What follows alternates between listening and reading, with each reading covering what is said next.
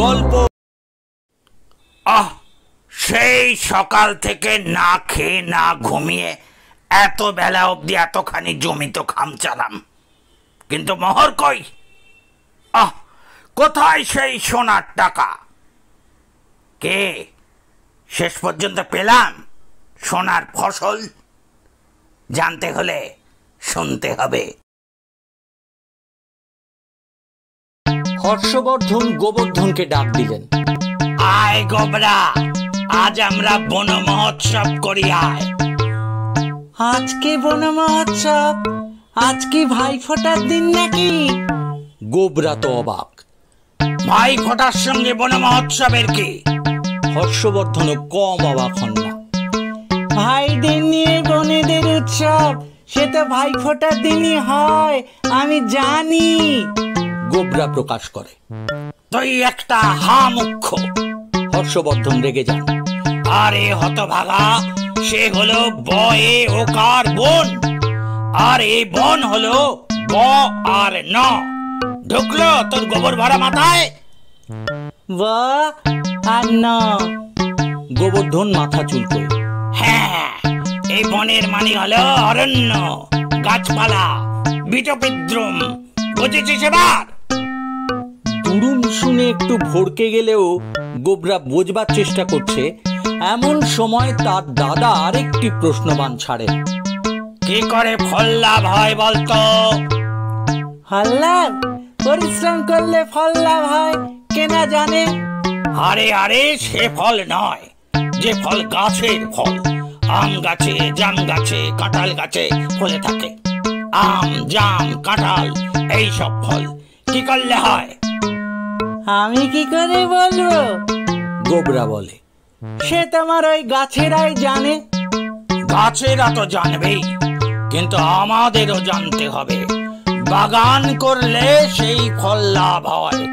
আম বাগান, জাম বাগান, কাঁঠাল বাগান। বাগানের থেকে যেমন হয় দাদা, তেমনি আবার বাগানোর থেকেও হতে পারে। গোবর্ধন বলতে যায়, বাগানোর দ্বারাও হয়ে থাকে। বাগানোর দ্বারাও হতে পারে? কিরকম কিরকম ব্যাপার শুনি তো। কিরকম বাগানো? এই যেমন ধরো, পরের বাগানে ফলে আছে, তুমি করলে কি চারধারে সতর্ক দৃষ্টি রেখে গাছে উঠে সেই ফল বাগালে, তারপর নিঃশব্দে। বলতে গিয়ে গোবর্ধন স্তব্ধ হয়ে যায়। চুপ করলি যে? নিঃশব্দ বলেই আর শব্দটি নেই? কথাটা শক্ত কিনা মনে আসছিল না। তারপরে করলে কি সেই ফল বাগিয়ে তুমি নিঃশব্দ পদসঞ্চারে গাছের থেকে নেমে এলে। হয়েছে, বুঝেছি। পরের কাছে শুধু তোর মতন হনুমানরাই হানা দেয়। তুই দিতে পারিস, আমি তো আর হনুমান নই। আমার তো লেজ নেই। ওসব বাজে কথা রাখ, আমার সঙ্গে আয়। এই বলে হর্ষবর্ধন গোবরাকে নিয়ে বাড়ির পেছনে যে বিঘেটাক তাঁর পোড়ো জমি পড়েছিল সেখানে গিয়ে হাজির হলেন। এই জমিটা দেখেছিস? আর দেখ, ওই ধারে একটা কোদাল পড়ে আছে, তার পাশে একটা খুরপিও পাবি। এই জমিটা আগাগোড়া কোপাতে হবে, পারবি তো? কেন দাদা, এই জমিটার ওপর তোমার এত কোপ কেন? এ তো বেশ পড়ে আছে, তোমার কি করেছে? কিছু করেনি, কিছু করে না, একদম না। তোর মতো আলসেমি করে উচ্ছন্নে যাচ্ছে দিনের পর দিন। আমি বরং কিছু করতে চাই এখানে। আম, জাম, কাঁঠাল ইত্যাদি গাছ পুঁতে পেল্লায় এক বন মহোৎসব। আলু, মূলো, বেগুন এইসব ফলালে কেমন হয় বলতো? ভালো হয় না, তাতে কোনো ফল নেই। গোবরা জানায়। কেন ফল নেই শুনি? আলু মূলো কি একটা ফল যে তাতে ফলদায় হবে? তার চেয়ে তুমি যদি বলো তো আমাদের পাশের রায়দের আম বাগান থেকে বরং কিছু আমদানি করতে পারি। চেষ্টা করলে তার থেকে কিছু ফলাও করা যায়। এই বলে গোবরা নিজের বক্তব্যটা সুললিত ভাষায় দাদার কাছে সুবিশদ করে দেয়। ফলাও কাকে বলে বুঝিয়ে ফলকে আও বললেই কি ফল আসে? আর বাগান কুপিত করেও কিছু ফলাও হয় না। ফল পরের বাগানে ধরে থাকে, দূর থেকে কেবল আও আও করলেই তা আসবে না, তার কাছে নিজে থেকে যেতে হবে। এই চিরকালের দস্তুর। পরের বাগান আর তোমার বাগানও এই হচ্ছে নিয়ম। পরের ফল আপন করে আনাতেই পরম ফল। ফলের এই পরোয়ানা সবার জন্যেই, এইভাবেই ফল লাভ। পরের থাকতে তোমার নিজের আবার কষ্ট করে বাগান ফলাবার দরকার কি? দাদা কিন্তু ঘাড় নাড়েন। চুরি করা হয় না তাতে? চুরি করবে কেন? ছুরি নিয়ে বেরুবে। বাতলায় গোবরা। গাছে ঘুরবে, ডালে ডালে আর পাতায় পাতায়, কারো নজরে না পড়লেই হলো। দাদা হাঁ করে শোনেন।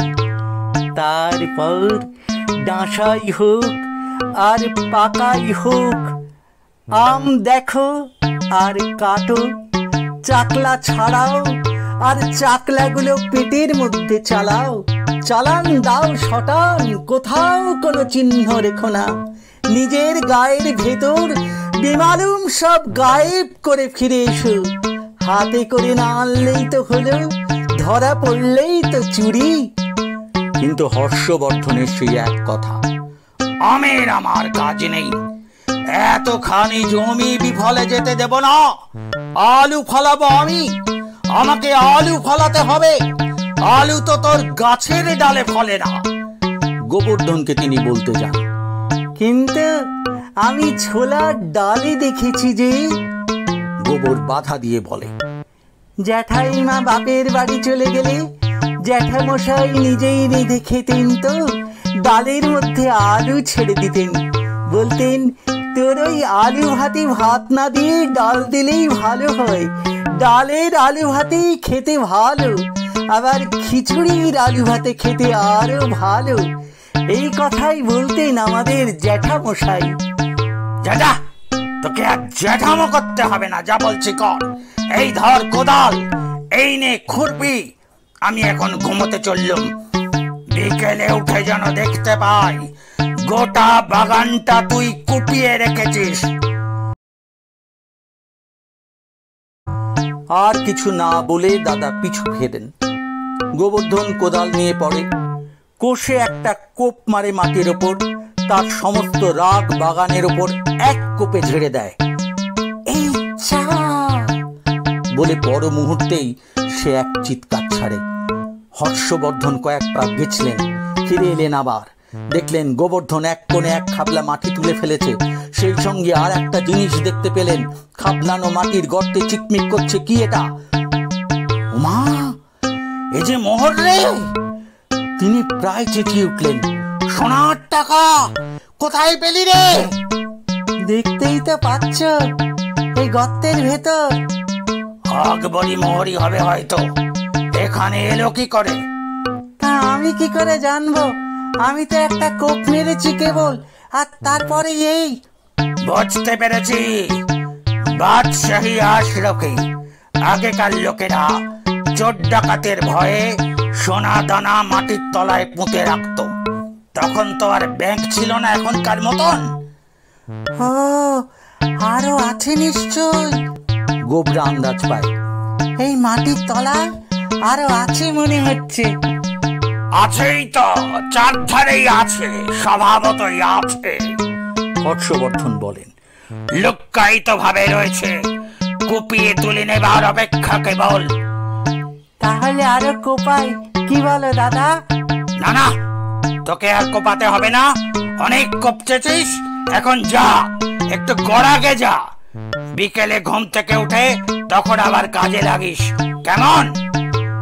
গোবর্ধন ঘাড় নেড়ে দাদার হাতে মোহরটা জমা দিয়ে জমির কাজ বাজিয়ে নিজের চৌকির উপর জমতে যায়।